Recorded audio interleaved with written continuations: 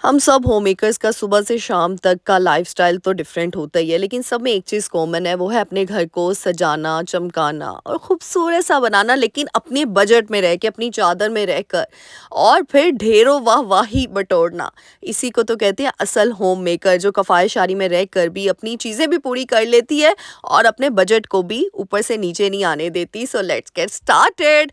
अस्सलाम वालेकुम everyone, welcome to home makeup Palwasha. Hope you are doing good. अल्हम्दुलिल्लाह, I am also good जी। हाँ, अब ਤੁਸੀਂ ਕਹਿਣਾ ਪਲਵਸ਼ਾ पे ਤੁਸੀਂ माइयों ਦਾ व्लॉग नहीं ऐड किया, भाई माजरत है। अभी आप पता है, ये कुछ वीडियोस ना पहले से बना के मैंने ना रखी होती हैं, तो बस वो माइयों के ना कुछ क्लिप्स मेरे दूसरे मोबाइल में थे, तो वो बिल्कुल टाइम नहीं मिल रहा एडिटिंग करने का, बिल्कुल भी।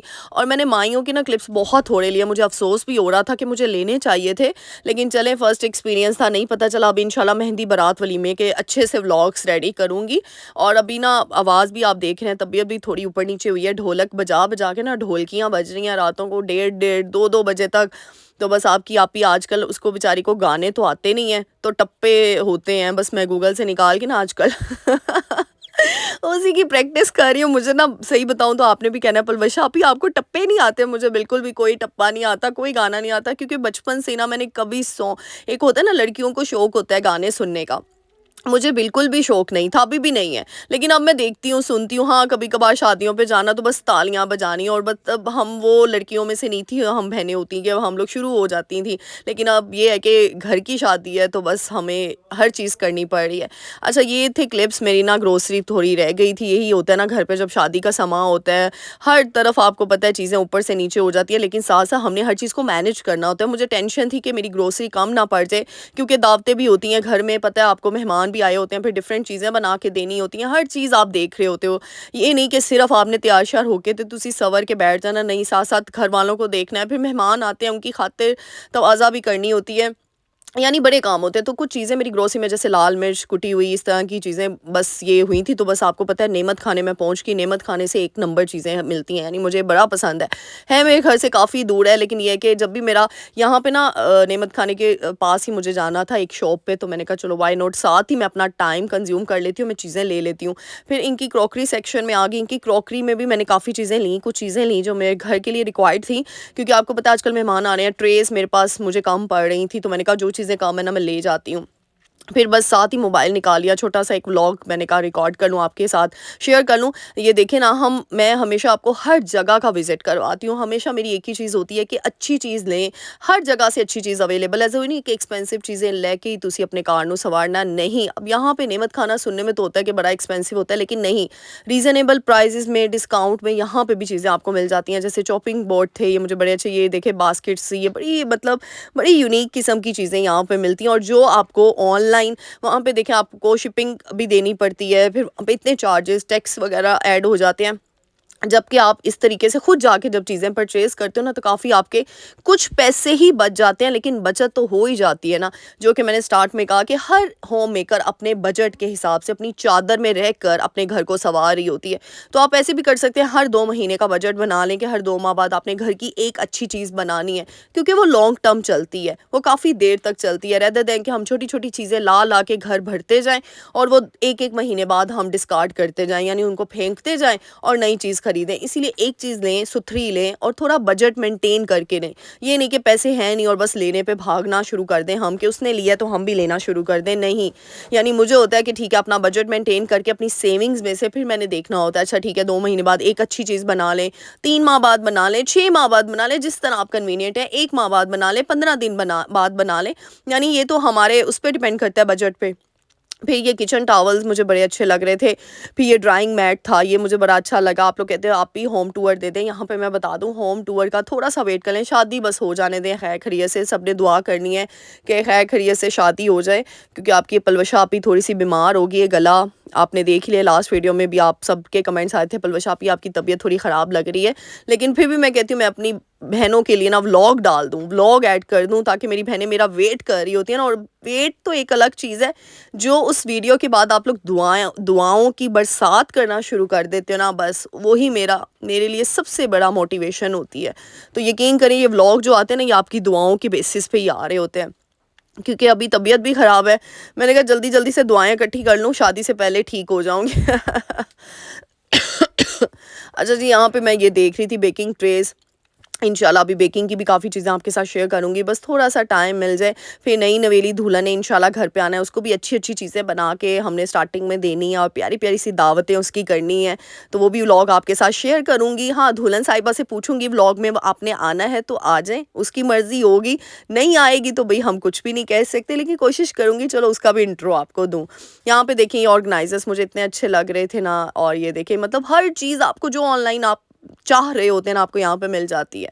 तो यहाँ पे आप सबकी दुआओं का बहुत-बहुत शुक्रिया। इसीलिए जो नए चैनल पे आए होते हैं ना, वो भी चैनल को लाइक कर दिया करें, शेयर कर दिया करें, सब्सक्राइब कर दिया करें, प्यारी-सी दुआ देकर जाया करें, क्योंकि आपको नहीं पता कि आपकी एक राइटिंग से, एक टाइपिंग से हम सारे व्लॉगर्स, सारे इन्फ्लुएंसर्स कितना मोटिवेट होते हैं। मुझे पता है मेरी कमर में इतनी पेन थी, मैं फिर भी उठी हूँ। मेरी आवाज़ में मतलब बिल्कुल भी ताकत नहीं थी कि मैं बोल पाऊँ, वॉइस ओवर कर पाऊँ, मैं फिर भी उठी हूँ। अभी नमक वाले पानी पी रही हूँ, नीम गर्म पानी। फिर भी उठी कल व्लॉग क्योंकि नहीं डाल पाई, और ये व्लॉग बस वॉइस ओवर रहता था मेरा। मैंने कहा नहीं भई पलवशा उठ और व्लॉग ऐड कर अपनी शेरनियों के लिए, बब्बर शेरनियों के लिए, क्योंकि मेरी शेरनियों से जब तक मैंने बात ना की हो, मुझे मोटिवेशन मिलती ही नहीं है। और आज आपकी आपी ने साथ-साथ दावत भी, एक फैमिली आ रही है, उनकी दावत भी करनी है, तो बस अभी वॉइस ओवर के बाद दावत की प्रिपरेशन करने लगी हूँ। तो बस यहाँ पे ये देखिए ये रैक्स वगैरह जो आपको ऑनलाइन इतने महँगी-महँगी चीज़ें कई बार, अच्छा ऑनलाइन सही चीज़ें भी मिल जाती हैं, लेकिन ज़ाहरा स्टोर एक बड़ा फ़ेमस स्टोर है, वहाँ की भी कुछ आर्टिकल्स इस स्टोर से आपको मिल रहे थे। और ये देखिए स्पाइस ऑर्गेनाइज़र्स था, स्पाइस रैक था, ये कितना खूबसूरत लग रहा है। यानी इतनी खूबसूरत चीज़ें दिल करता है ये ले ले, वो ले ले, लेकिन अभी मैंने किचन का ना सारी सेटिंग करनी है। अभी कुछ भी समझ नहीं आ रहा किचन की सेटिंग में कौन से कलर कॉम्बो के साथ क्या कुछ यूनिक चीज़ें क्या रखूँ।